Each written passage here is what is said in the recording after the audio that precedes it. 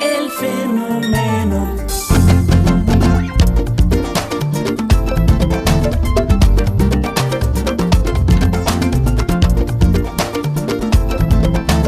Now you can move your body.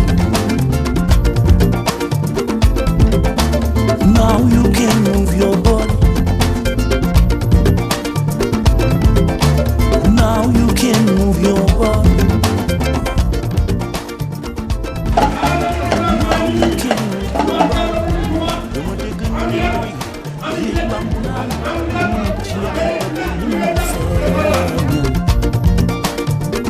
Now you can move your body. Now you can move. Now you can move. Now you can move your body. Am na ñu ko tuddee wurus ñii ni mooy ngalam ñii di wax ni mooy jant bi ñuy leer. Am na ñu ko tuddee wurus ñii ni mooy ngalam ñii di wax ni mooy jant bi ñuy leeral. Jigéen de bu ko naaree miisa mooy taw bi taw. ci bisu tey bii di 31 juillet ñuy féete li nga xamante ni mooy journée mondiale de la femme africaine ma bëgg femme yépp ngeen tàccu seen bopp di leen wax bismillah ci turu président Babacar Gueye waaye suñ leen waxee bismillah ci turu président Babacar Gueye dañ leen di mën a waxaat président ci turu honorable député président de l'Assemblée nationale monsieur Bara Gaye di leen ko wax ci turu le doyen des maires Talla Gadiaga di leen ko mën a wax ci turu le maire Adama Sarr le maire Bilal Diatta et le maire Abdoul Aziz Diané président di wax ne jigéen ñépp bismillah ñi ngi leen di ñaanal di ñaan li nga xamante ni tey moo waral bés bi objectif bi ñu commencé ci bismillahi rahmaani rahim yàlla nañ ko atteindre ci alhamdulilahi rabil alamin te su ñëwee yàlla na jig département bi te partenaire bi ñu ci àndal aussi yàlla na am yeneen ouverture ba yeneen partenaire mën a ñëw ñu ngi leen di sant di leen gërëm di leen wax bismillah. Je suis honorée de prendre la parole devant cette auguste assemblée de femmes de Linguère, de braves femmes de Keur Massar, pour réitérer notre engagement indéfectible envers la promotion des droits des femmes et de l'égalité des genres. Nous, les femmes africaines, nous avons parcouru un long chemin. De nombreuses héroïnes ont marqué l'histoire de notre continent. Je veux parler de Mame Fawa Douele, je veux parler de Aline Sitoé Diatta, je veux parler de Aline Diarratou Laye, entre autres. Aujourd'hui, nous sommes les héritières de cette riche histoire et nous avons la responsabilité de continuer à ouvrir des voies nouvelles pour les générations futures. Notre lutte pour l'égalité et l'autonomisation des femmes ne s'arrête pas à nos frontières. Elle est mondiale et elle nécessite une solidarité sans faille entre toutes les femmes, qu'elles soient africaines, européennes, américaines, asiatiques ou d'ailleurs. Ensemble, nous sommes plus fortes et ensemble, nous pouvons surmonter les obstacles qui se dressent sur notre chemin.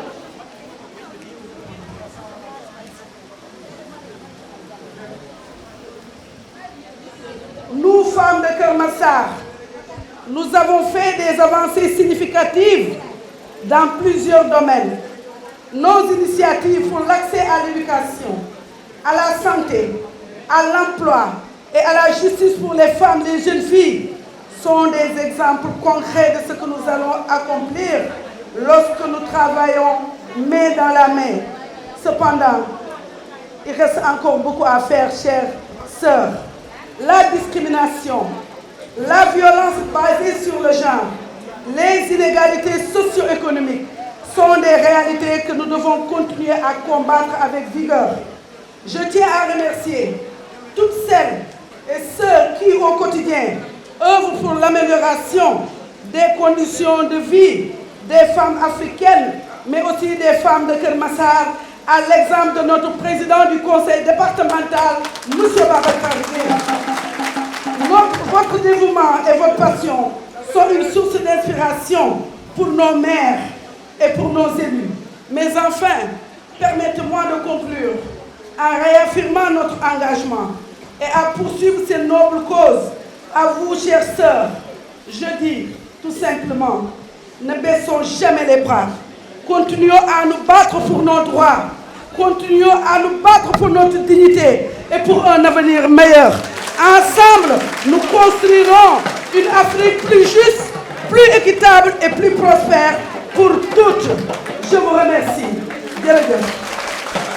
Ensemble, engageons-nous à soutenir et à promouvoir l'éducation des filles et des femmes, car c'est en investissant dans leur avenir que nous assurerons la prospérité et le développement durable de nos sociétés et de notre continent tout entier. Je salue chaleureusement l'engagement du mouvement mondial des femmes et filles leaders panafricaines dont j'assure la présidence au Sénégal pour son implication déterminée dans la promotion des droits des femmes et de l'égalité des genres. Je voudrais adresser mes remerciements à la vice-présidente du conseil départemental pour son mot de bienvenue. Un merci tout particulier à la présidente du cadre de concertation des femmes élues du département pour son action inspirante en faveur de l'émancipation des femmes. Je rends un grand hommage au Badjanougor du département de Keur Massar et du Sénégal, et nous rendons aussi un grand hommage à tous les acteurs communautaires pour leur rôle essentiel dans la consolidation du tissu social et communautaire, particulièrement à l'endroit des femmes et des enfants. Enfin, je tiens à exprimer ma profonde gratitude au président du conseil départemental de Keur Massar, M. Babacar Gueye,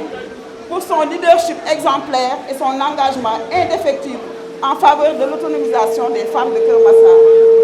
Son dévouement sans faille et sa contribution essentielle ont été d'une importance capitale pour notre communauté. Je vous invite désormais, chers invités, à vous lever et à applaudir solennellement M. Babacar Gueye pour son engagement. Dama leen di ñaan ngeen jóg ngeen taxaw ngeen tàccu le président Babacar Gueye pour liggéey bu rafet bi nga xamante ne mi ngi koy def ci département bu Keur Massar. Je vous invite à vous lever et à applaudir le président du département de Keur Massar pour le travail exemplaire qu'il est en train de faire. Ensemble, aux côtés de ces personnalités engagées et inspirantes, nous sommes appelés à œuvrer pour un avenir où l'égalité des genres, l'autonomisation des femmes et le respect de leurs droits sont pleinement réalisés. C'est laaj yooyu ma ko doon laajte sànq mooy maanaam tey bu fekkente ne da nga am projet nga bëgg cee liggéey dafa am loo xamante ne maanaam ci budget boo ko xaymaa waroo ko jaawale ak xaalis bi nga xamante ne moom ngay nattee wala xaalis bi ngay liggéeyee bu fekkee d'accord ngeen rek wax leen ma dégg loolu leer na leen ani femmes yi nga xamante ne dañuy yëngu ci transformation que ce soit céréales fruits et légumes ak lépp waa kay da ngeen di tàcc seen bopp rek comme ça ma xam ne ok merci ani ñi nga xamante ne maanaam wàllu commerce la ñuy def mooy dañuy jënd di jaayaat ay produits waa tàccuwaat leen ma xool ok ani ñi nga xamante ne maanaam tey ñu ngi bokk ci ay natt waaye yàlla def na ne xëy na commencé gu ñu liggéey ci dara est-ce que bëri na cas yu mel noonu waaw mooy maanaam dañuy natt rek di encaisser di ko décaisser waat ok léegi ci loolu ñu tënk li nga xamante ne mooy wàllu entrepreneuriat parce que bu ñu seetloo ci commune ci département de Keur Massar je pense yéen 6 communes ngeen am dañu gis ne ci ay wàllu activité dafa xaw a diversifié am na ñoo xamante ne dañuy yëngu ci wàllu mbay ci mbay boobu nag maanaam ci circuit agro business rek laa ciy waxtaanee am na yoo xam ne dañuy araw n'est-ce pas di araw di def ay paquet n'est-ce pas di ko jaay am na ñoo xamante ne xëy na dañuy jël li nga xamante ne moom mooy ay jus locaux di ko transformer tamit di ko jaay n'est-ce pas bëri na am na ñi nga xamante ne xëy na ñoom beneen transformation la ñuy def mooy maanaam eau de javel saabu entre autres n'est-ce pas am na ñoo xamante ne xëy na dañuy jël li nga xamante ne moom mooy seen table di jaay gerte ndekki añ reer tout dépend mooy ñi nga xamante ne ñoo nekk ci restauration donc bu ñu gisee activités yi dafa xaw a bëri fii ci Keur Massar li nga xamante ne jigéen ñi dañ ciy yëngu waaye beneen point bi nga xamante ne moom mooy li ñu bëggoon a aborder moom mooy ana ñi nga xamante ne jot nañu am ay formation ci wàllu leadership entrepreneuriat est-ce que bëri na ñi nga xamante ne def nañ fi genre xeetu formation yu mel noonu foofu nag laay waxee parce que tey bu fekkente ne mbir da nga koy entreprendre di ci liggéey maanaam dafa am ay xarale yu bees yoo xamante ne war nañ ko cee mën a yokk ci loolu rek laa bëggoon ñu accès tamit suñu communication pour ñu mën a cee waxtaan ñu gën a gindi suñu bopp ndax yàlla def na ne Kër Massar dañoo seetlu ne jigéen yu bëri am nañ expérience maanaam am nañ ay formation te tey dafa toll foo xamante ne yeneen jigéen ñi nga xamante ne xëy na amuñu opportunité yu mel noonu il faut que ñu mën koo yaatal waaye man tamit li ma jaaxal moom mooy tey ñi nga xamante ne dañoo nekk ci ay GIE est-ce que tey passé ngeen stade de GIE pour nekk ay entreprise mooy maanaam di recruter ay nit di liggéey ak ñoom question yooyu nag daanaka bu ñu paree ci journée bi dinañ leen ñëw seet si waat pour mën a waxtaanee yéen ci fànn boobu waaye beneen point bi nga xamante ne moom la ñuy waxtaanee moom mooy tey bu fekkente ne même da ngaa def say produit même bu fekkente ne liggéey boobu xayma nga ko def nga ko il faut que ci wàllu budget ñu war cee liggéey xam naa ne am na ay jigéen yu bëri yoo xamante ne maanaam tey dañuy àbb xaalis ci ay structure yoo xamante ne ci wàllu koom la ñuy liggéeyee te structure yooyu des fois am ñoo xamante ne bu ñu emprunté xaalis maanaam mën ngeen ko liggéey ci liggéey bu leer maanaam mu nekk loo xamante ne dafa am rentabilité mais am na ñoo xamante ne xëy na malheureusement bu ñu àbbee xaalis delloo bi day xaw a metti wala activité bi doxatul comme ni mu war a doxee te loolu yëpp nekk na ay points yoo xamante ne maanaam accompagnement war na mën a am pour que ñu mën a saytu ci sa liggéey mën a xam li nga xamante ne da nga koo engagé ci wàllu xaalis ak nan nga koy dépenser parce que dans l'éducation financière dafa am ay points saillants yi yoo xamante ne dañ koy waxtaanee mooy tey xool li nga xamante ne da nga kaa yor ci wàllu budget nga ne lii par exemple dama fas yéene defar table boo xamante ne damay jaay gerte caaf di nga xam ci en terme de matériel lan ngay utiliser waaye en terme de produit également nga mën koo xayma ak nan nga koy jëndee ak nan nga koy valoriser ba mën koo jaay ba ñu ngi koy sachet ba di ko jaay parce que am na ñoo xamante ne macha allah commencé nañ fii par exemple au niveau de leur quartier waaye ci sous région bi yëpp ñu ngi développé seen activité di ko jaay est-ce que tey waa jigéenu Kër Massar maanaam tey bokk ci foire yu mag yooyu noonu war na leen mën a intéressé n'est-ce pas te bu fekkante ne loolu maanaam il faut que ngeen am ay dynamique d'ensemble mooy maanaam di mën a regrouper wu pour mën a am ci genre opportunité yooyu di mën koo liggéey te defe naa ne tamit bu fekkente ne expérience yooyu yëpp am na maanaam daf ñuy conduire ci li nga xamante ne moom mooy wàllu industrialisation parce que tey Kër Massar gis nañ ne tey lépp li nga xamante ne moom mooy jaaye ginaar mooy poulailler waxuma rek waxu entreprise bi fi nekk mais tamit am na ay unités yoo xamante ne ñu ngi fi existé di defar ay ginaar di ko jaay te tey bëgg nañ xëy na ginaar yooyu ñu mën ko di ko exporté wala di ko jaay feneen ak feneen ba ñu gën leen mën a labelliser wala ñu leen di mën a gis mais loolu yëpp il faut que ngeen mën a boole seen doole boole seen xam-xam pour ngeen mën a en fait taxawal lu mel noonu donc ci kàddu yooyu nag lañ doon bëgg pour développer pour ñu xalaat ne tey bu fekkente ne dañu am projet maanaam tey lii la suba lan la war a nekk ak ëllëg ak si biir lan la war a mën a nekk bu fekkee tey départ bi 100 francs la commencé maanaam je me dis que par exemple d'ici 6 mois wala d'ici 1 an am na benn montant boo xamante ne war naa koo mën a atteindre mais loolu yëpp ay objectifs yoo xamante ne dañ koy mën a placer. mbir mi foofu la yem alors que am na ay opportunités yoo xamante ne le département de Kër Massar mu ngi ko fas yéene tey jox ji nga xamante ne ñooy jigéenu Kër Massar donc li ngeen di moom ak li ngeen soxla ci wàllu information day baax tamit ngeen rapproché wu mais boo leen rapproché wu tamit ci conseil départemental bi bu fekkente ne dafa am ay chartes yoo xamante ne dañ ko teg mooy maanaam ci ligne de conduite mooy maanaam jaar d'abord ci ay formalisation wala ci formation pour mën a par exemple am ci subvention yooyu wala am ci financement yooyu noonu dañuy respecter loolu pour que ñu mën a atteindre objectif bi n'est-ce pas wala kon bu fekkente ne lépp dañ koo teg ci yoon defe naa ne wàllu boobu war naa mën a yombal liggéey bi ci li nga xamante ne dans l'avenir waaye tamit du ma jeexal samay kaddu te defuma tamit ay recommandations parce que tey damaa seetlu dama koy faral di tooñ sama benn bàjjan moom bi ma juddoo ba tey nee naa ko yow xaalis ci kawas rek nga koy def dugal ko ci waxante nañu bàyyi yooyu di ko dem di ko dugal ci yi nga xamante ne mooy bërëbu liggéeykaay yi ndax tey yow boo àbbee sa morom tamit mën a àbb xaalis bi beneen chose également il faut que ñu réfléchir à des nouveaux métiers mooy maanaam tey même loo araw war ngaa mën a réfléchir ci yeneen points yoo xamante ne maanaam nekkatuñu rek ci araw defe naa ne dugub sax dañ koy def jus wala lépp lañ mën nañ koo transformer donc foofu lay indi seen xalaat pour que incha allah rabbi bu ñu passé ci journée bi d'ici les 6 prochains mois ñu am loo xamante ne ay volontaires rek lay doon ñu mën koo liggéeyee ñu mën koo seet waaye mbir tamit il faut que tamit ñu xalaat ci. jigéen yi ñooy liggéeykat yi te dama defe ni tey thème bi ñu wax sax xëy na am na lu bari loo xam ni nit ñi déglu wuñ ko bu baax ndax suñu ne éducation financière et entrepreneuriat damaa foog ni loolu kuy jigéen rek war nga cee gis sa bopp ñu jàpp ni ñun jigéen ñi li ñuy liggéey ñun ñoo koy liggéey ñun ñooy xëy fajar dem marché jën ñun ñooy xëy fajar dem syndicat ñooy xëy fajar dem marché Caaroy wuti ndugg waaye dañoo jàpp ni ñun loolu nga xam ne moom la ñuy am ñun ñoo bokk ci natt yi ñun ñooy def lépp waaye li ñu am yëpp suñu paree dañ koy yàqaat loolu nag mooy problème bi ndax yow mënoo liggéey ay ati at ngénte ñëw nga yàq ko nga liggéey ay ati at ceeb ñëw nga yàq ko kon nag changement de comportement boobu nga xam ni tey moom la ñu soxla madame Fall dama ne jigéen ñi formation yooyu la ñu soxla wax leen nan ngay téyee li nga yor nan ngay mën a fexe ba nga xam ne di nga mën a dimbali sa bopp dimbali sa njaboot ci li nga xam ne moom nga am di ko liggéey kon nag ñun dañ cee kontaan suñu wëndilee partenaire bu mel noonu mu ñëw wala jàppale jigéen ñi ànd ak ñoom ci liggéey bi defante ak ñoom ay partenariat kon dama ne ñi ngi gërëm ñi ngi sant le président Babacar Gueye ñi ngi koy ñaanal yàlla ndax lii musul am fii lii musul fi am kon nag yal na yàlla continuer nga xamee ni li nga xamee ni moom la ñu sumb muy am partenaire yu ñëw pour jàppale jigéen ñi financer leen defal leen ay formation liggéey ak ñoom ànd ak ñoom ci liggéey bi nga xam ne moom la ñu nekk ñu ngi sa wet di la jàppale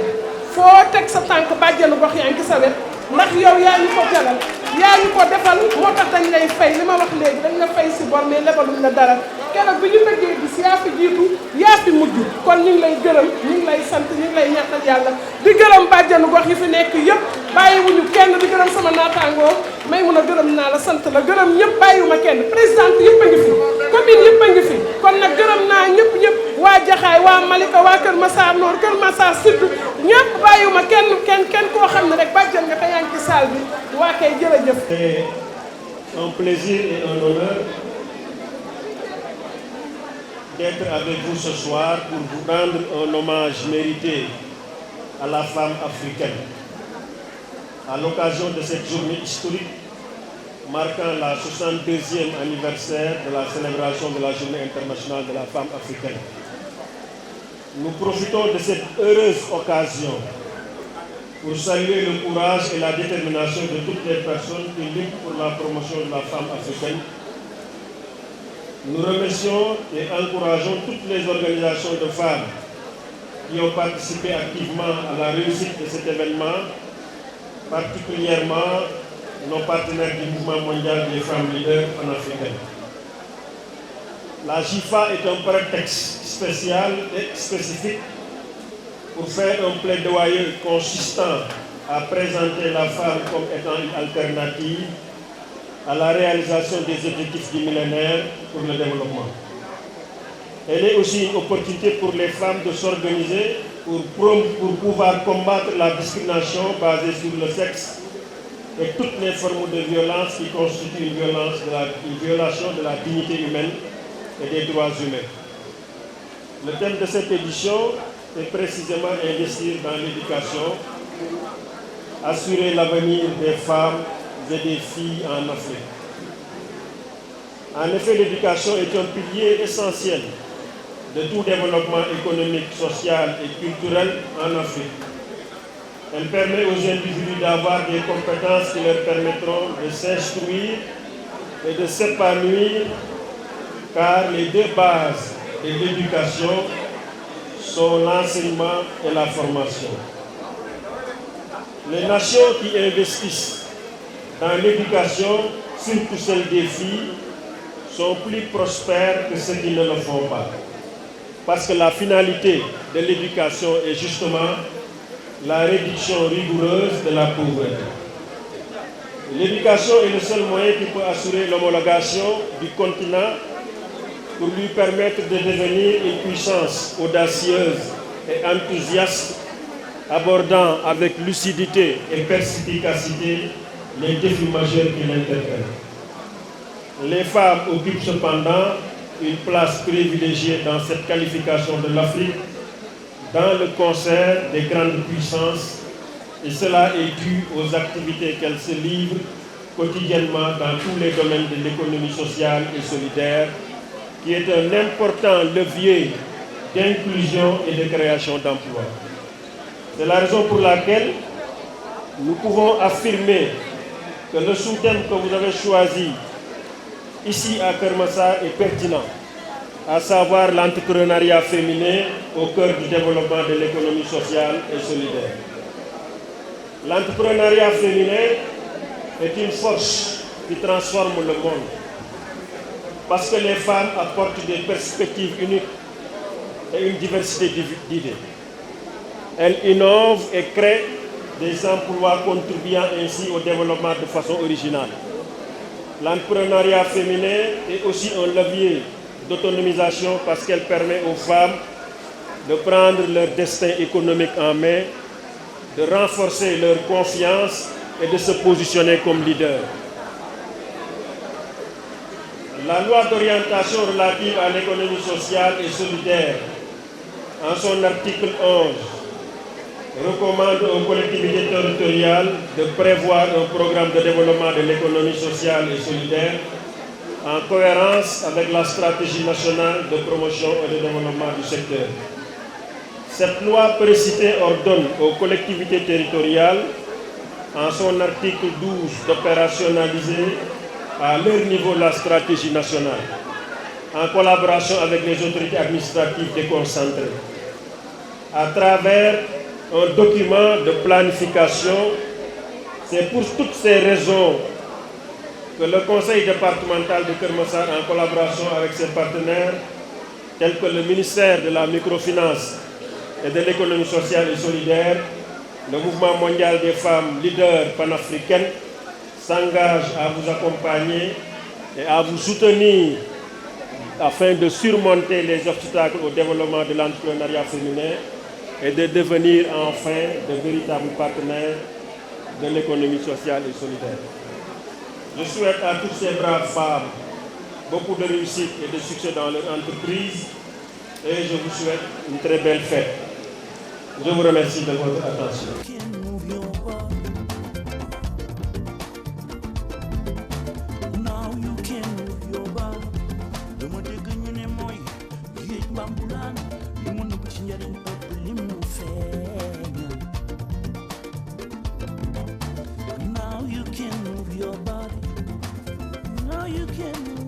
Now you can